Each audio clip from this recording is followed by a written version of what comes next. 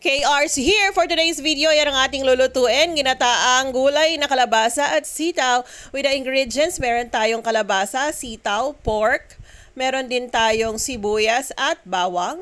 Nilagyan ko siya ng konting tokwa. At syempre ang ating gata. Ayan, for the procedure, ihitang pan. Ipirito muna natin ang ating tokwa. Total ko konti lang naman siya. Sa same pan na rin ako nagisa ng bawang at sibuyas. Haluin natin to.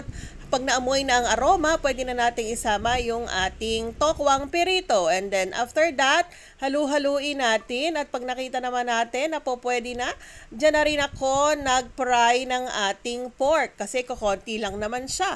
After natin i-fry ang pork, ilagay natin ang sitaw. Unahing ilagay ang sitaw, takpan, mag-intay ng ilang minuto.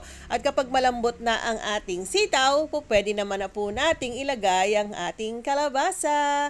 At ako nagdagdag ako ng konting tubig para lumambot sila at hindi siya manikit. Kapag okay na, lagay na natin ang ating gata. Ayan, una muna yung nilagay ko yung second na gata and then ito yung ating kakang gata. Hayaan natin siyang kumulo at lumambot ang gulay dito, 'di ba? Syempre takpan-takpan natin. Then after niyan, pwede na tayong maglagay ng pampalasa katulad ng paminta, asin at konting betchin. Ayan. Syempre tikman nyo guys ha kapag masarap na. Carry na yan. At ayan ang aking finished product.